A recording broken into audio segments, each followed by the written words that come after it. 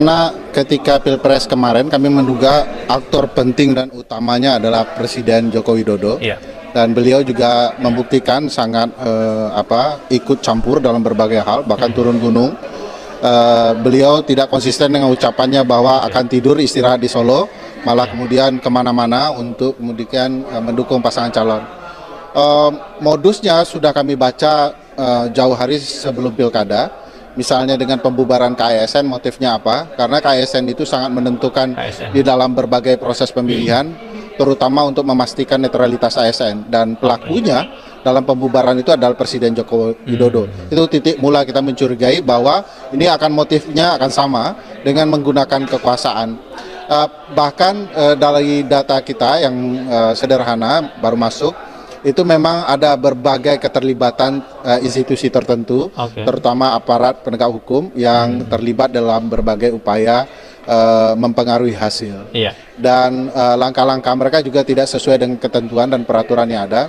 Misalnya tadi saya sampaikan ada surat edaran melarang bansos. Faktanya bansos meskipun surat edarannya sudah keluar masih tetap dilangsungkan. Dan format regulasinya juga salah karena perintah mahkamah bukan surat edaran tapi peraturan. Jadi ada semacam kesengajaan untuk membiarkan berbagai kecurangan bisa terjadi. Dan itu juga dilengkapi oleh data-data baik dari masyarakat maupun yang kita temukan. Nah, bicara mengenai Pilkada Jakarta gimana? Iya, penjabat gubernur yang baru yang ditunjuk oleh Presiden Joko Widodo melakukan satu kebijakan yang cukup penting, signifikan, yaitu mengganti 12 camat di kota Jakarta. Dan 12 camat itu akan mampu mengelola daftar pemilih tetap sejumlah 1,5 juta. Padahal menurut peraturan pergantian pejabat seperti camat dilarang 6 bulan sebelum hari H dan setelah 6 bulan setelah hari H. Berarti ada pelanggaran hukum yang diabaikan, dibiarkan dan dianggap sebagai modus untuk kecurangan bisa dilakukan.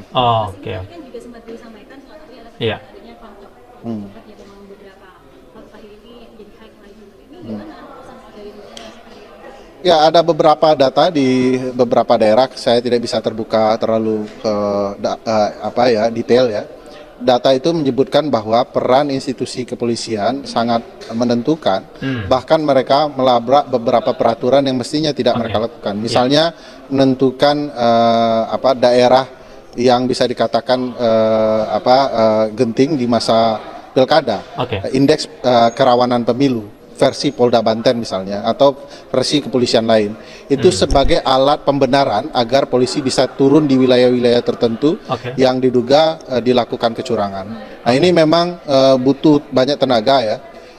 Kepentingan pembuat kebijakan juga sangat penting, baik DPR maupun kepolisian sendiri. Kapolri sendiri juga harus tegas kalau tidak ingin dituding sebagai salah satu pelaku kecurangan itu. DPR juga harus melakukan evaluasi, melakukan pemanggilan, ya, bisa melakukan interpelasi bahkan untuk menyelidiki apakah kemarin PKS bilang bakal cawe-cawe pilkada Jakarta. Urusan pilkada itu urusannya partai politik.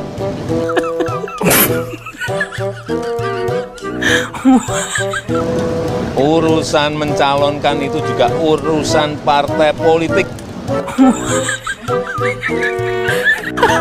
Saya bukan ketua partai, saya bukan pemilik partai. Jadi jangan ditanyakan kepada saya.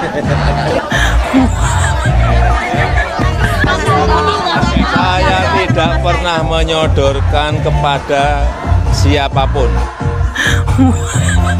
Pada partai juga tidak pernah. Tanyakan ke partai-partai. Ya. Apakah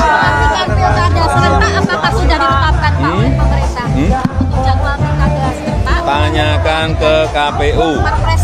Di channel video ini, kali ini kita membahas tentang bagaimana Prabowo sudah melihat keputusan-keputusan yang sudah terkait dengan ijazah Joko Widodo yang palsu. Nah, di sini juga disampaikan para netizen bahwasanya Bung Ferry, tolong terus gaungkan suara masyarakat banyak meski pasti ada yang kontra demi kemajuan kebaikan bangsa kita Republik Indonesia. Nah, suatu saat Pak Prabowo juga pasti muak melihat kelakuan Jokowi yang selalu ikut campur dalam urusan presiden. Pak Kasmir Amsari layak diberi gelar pahlawan demokrasi. Nah, Ferry, Anda ini berani, dan konsisten mau angkat bicara, semoga ini benar. Doa rakyat bersamamu, maju terus, Tuhan bersama Bapak. Nah, kembalikan kepada nilai-nilai demokrasi, azas Pancasila Bhinneka Tunggal Ika, adil, jujur, bijaksana bagi kedaulatan hak demokrasi rakyat. Itulah manusia munafik nomor 1 di Indonesia. Bohong sudah jadi adanya dan sangat tamak rakus haus kuasa-kuasaan. Periode minta 3 periode tidak dituruti oleh tunggangan partai marah dan musahi sekarang menjadi gelandangan politik. Nah, Jokowi kalau ditanya pasti jawaban seperti itu. Kok tanya saya? Mulyono adalah sumber dari segala sumber masalah di negeri ini. Copot dari dulu tidak dicopot, copot lucu sekali. Ribut anak mahkota, kerajaan Solo akan merembet ke sebagai daerah. Ini negara berdasarkan Pancasila dan Undang-Undang Dasar 1945. Jangan diacak-acak. Siapa yang berani merusak tanah negara, TNI yang loyal sama rakyat akan bergerak membangun sistem demokrasi yang dirusak sama Jokowi. Putra mahkota akan merana. Prabowo Subianto jangan mau diintervensi sama mantan presiden yang sudah mengkhianati partainya.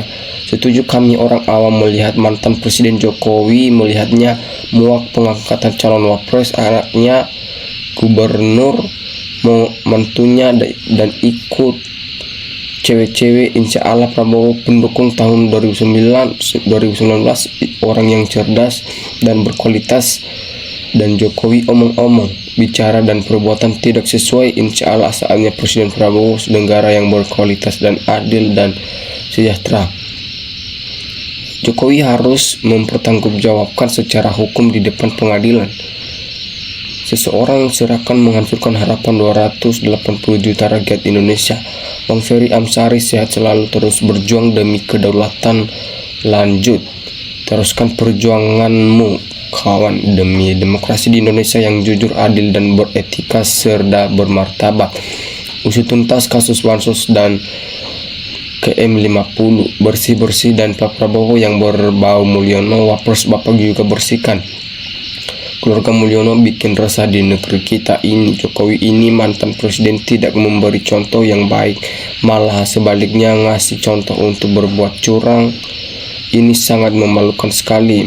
Memang akhir di zaman ini mayoritas orang sudah tidak punya rasa malu.